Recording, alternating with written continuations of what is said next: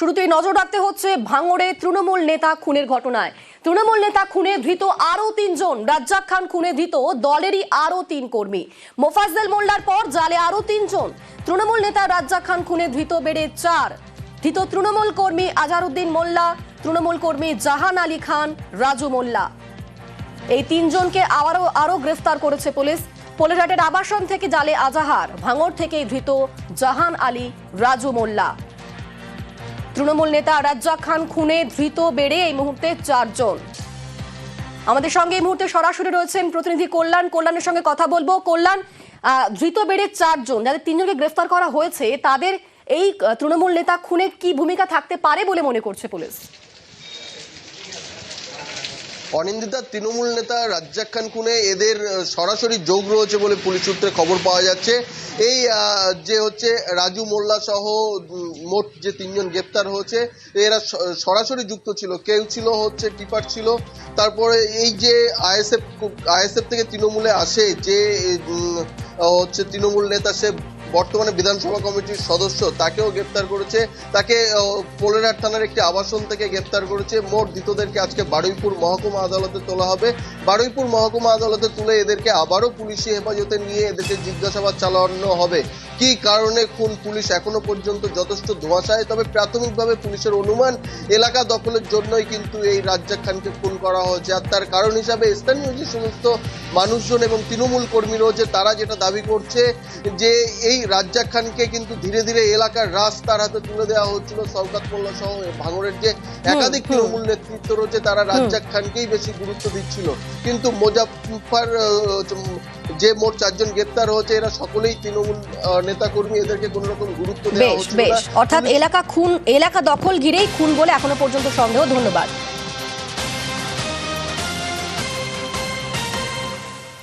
ভাঙড় খুনে জালে শুটার টিপার, নেতা খুনে গ্রেফতার শুটার রাজু মোল্লা। নিহতের গতিবিধির ওপর নজর জাহান আলী খানের। নেতা খুনে গ্রেফতার শুটার রাজু মোল্লা। আমাদের সঙ্গে রয়েছেন প্রতিনিধি অমিত। অমিত, কি খবর পাওয়া যাচ্ছে?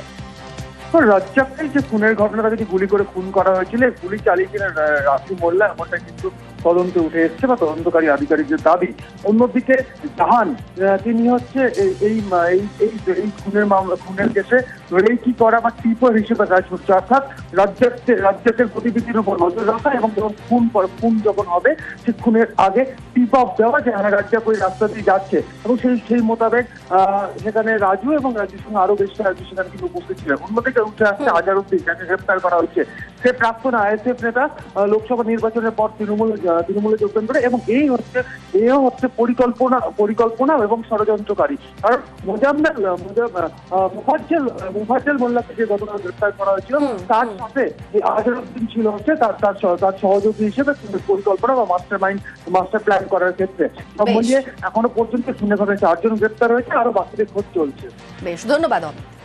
বাংলা বলায় অসম ছাড়া, এনআরসি ইস্যুতে ফের জল ঘোলা কোচবিহারে। তালিকা থেকে নাম বাদ পড়ায় বিপাকে বাঙালি প্রৌঢ়া। অসমের শ্বশুর বাড়ি ছেড়ে ফিরতে হলো বাঙালি প্রৌঢ়াকে। বক্সিরহাটে বাবার বাড়িতে ঠাঁই আরতি ঘোষের। বাংলা বলাতেই অসমের নাগরিকত্বের আবেদন খারিজ। সোশ্যাল মিডিয়ায় সরব তৃণমূল সাংসদ। বিজেপি বাংলা বিদ্বেষী বলে তোপ সামিরুল ইসলামের। চড়ছে তৃণমূল বিজেপি তরজা।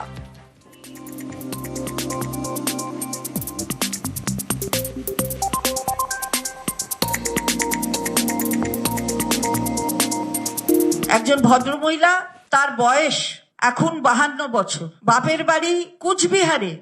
দীর্ঘদিন ধরে বাপের বাড়িতে ভারতীয় নাগরিক হিসেবে বাবা মা পরিবার বর্গ নিয়ে থেকেছেন।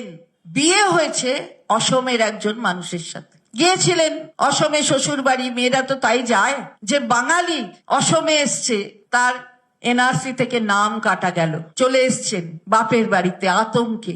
স্বামী সেখানে, উনি এখানে। মহিলাদের ওপরে কোন অত্যাচার সংগঠিত করা? অসমের একজনকে বিয়ে করলে বুঝি দোষ, নাগরিকত্ব চলে যাবে?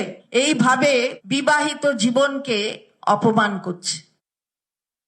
ডকুমেন্ট যদি আমিও সময়ের মধ্যে দিতে না পারি, সাপোজ ধরুন আমি আসামের বাসিন্দা, তো আমাকেও নাম চলে আসবে সেখানে। তো নির্দিষ্ট সময়ের মধ্যে আপনার যে নাগরিকত্ব, সেই নাগরিকত্বের প্রমাণের ডকুমেন্টগুলো জমা দিতে হবে।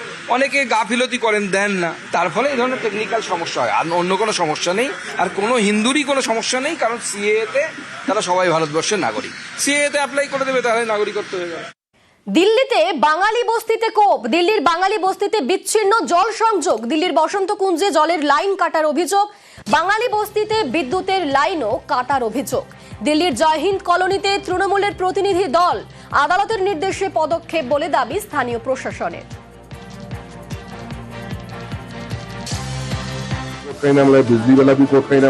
এখানে যে আমাদের কলকাতার যে বিজেপি নেতা শুভেন্দু অধিকারী, ওরা যে ওখান থেকে মজা উড়াচ্ছে যে ওরা রোহিঙ্গা অ্যাভেদ তরিকাতে আছে,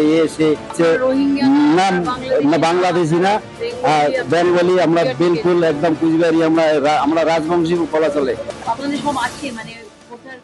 মধ্যপ্রদেশ যান, উত্তরপ্রদেশ যান, উড়িষ্যা, মহারাষ্ট্র, গুজরাট, দিল্লি, যে কোনো রাষ্ট্রে আপনি যান, বিজেপি শাসিত রাজ্য, বাংলা বলছো?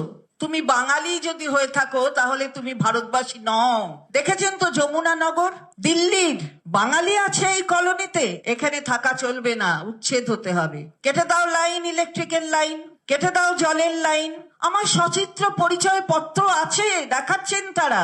চলবে না, চলবে না, তুমি বাংলা বলো, তাই তোমাকে উচ্ছেদ করতে হবে এখান থেকে। এটা বুঝি রাজধানীর কাজ? এই আন্দোলন দিল্লিতেও হবে এই উচ্ছেদের বিরুদ্ধে। বাংলার লোকজন বলে জলের লাইন কাটা হয়।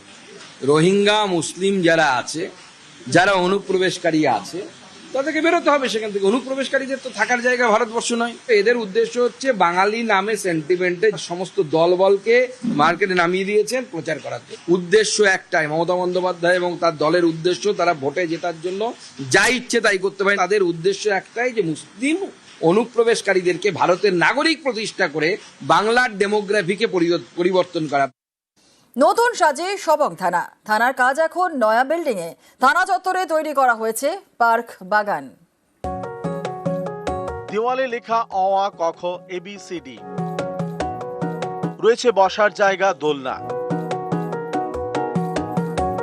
বাগানে বাহারি গাছ, রয়েছে জলাশয়, মন্দির, এছাড়া আছে পার্ক। তবে আর 5টা পার্কের মতো নয়, এটা থানার পার্ক।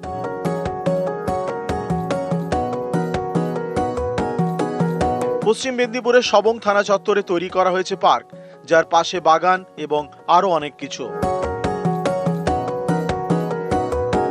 খড়গপুর সাব ডিভিশনের মধ্যে পুলিশ যে সাব ডিভিশন আছে, Debra sub police sub division, তার আন্ডারে এবং একটি অত্যন্ত গুরুত্বপূর্ণ পুলিশ স্টেশন। আমরা সেখানে আমাদের যে পাবলিকের সাথে ইন্টারাকশন হয় বা ব্যারাকস, মহিলাদের থাকার জায়গা, সমস্তগুলো আমরা সেখানে আগে সঠিকভাবে কাজকর্ম করে ঠিক করিয়েছি এবং খুব সুন্দর পরিবেশের মধ্য দিয়ে আমার অফিসাররা, আমার ফোর্স যারা ওখানে আছে, সিভিক থেকে শুরু করে একেবারে পুলিশের সিনিয়র অফিসার অব্দি যাতে কাজ করতে পারে, সেই জন্য আমরা ব্যবস্থা। 1971 সালে তৈরি হয় সবং থানা। আগে একটাই অফিসে হতো সব কাজ, এখন 3 তলা বিল্ডিং, থানা আলাদা, বারাক আলাদা। গত কয়েকদিন আগে নতুন করে সাজিয়ে তোলা হয়েছে সবং থানা। আগে পুরো গুছানো ছিল না, নোংরা চারদিকে, কিন্তু এখন থানাকে নতুন ভাবে মডিফাইড করেছে, সাজানো গুছানো, এখানে বসার জায়গা করে দিয়েছে, রাস্তা করে দিয়েছে, সবকিছু পরিষ্কার পরিচ্ছন্ন, পুরো একটা সিটির মতন সাজিয়ে গুছিয়ে নিয়েছে।